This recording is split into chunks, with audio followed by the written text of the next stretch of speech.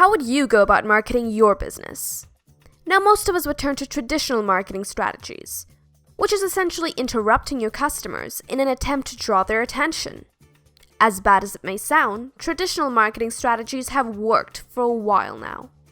In the book Permission Marketing, Seth Godin explains how over time, consumers have desensitized themselves to these constant interruptions. Interruption marketing is dying a slow death, and permission marketing is making a comeback. So let us go over the 3 big ideas from the best-selling book Permission Marketing, written by Seth Godin. Idea number 1. Permission marketing, a privilege, not a right.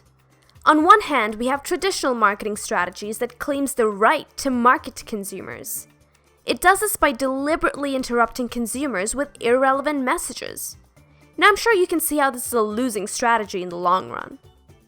On the other hand, we have permission marketing, which seeks the privilege to market to consumers. It does this by approaching marketing with a different strategy. It asks for permission to market to a consumer, and once permission is received, the marketer treats it as a privilege. The permission is respected and only relevant messages will be received by the consumer. In the long run, permission marketing builds anticipation, while interruption marketing builds frustration. Idea number 2. Date your customer before the big proposal. Interruption marketing is like dressing up in a fancy suit, walking into a bar, and the first thing you say to a girl is, "Will you marry me?" If she says no, you simply move on to the next girl.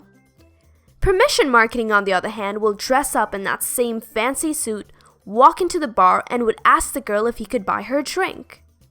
If permission is received, he will then ask her out on a date. After fostering that relationship over time, he'll ultimately ask her hand in marriage. Which one do you think is likely to succeed? Interruption marketing follows the spray and pray methodology. Sure, you'll make some numbers, but at what cost? Permission marketing involves guiding consumers through various steps of the process with their express approval. Now that is likely to increase your chance of success dramatically.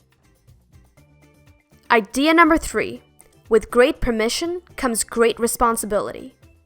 In the book, Seth Godin discusses the various levels of permission granted by a consumer to a marketer.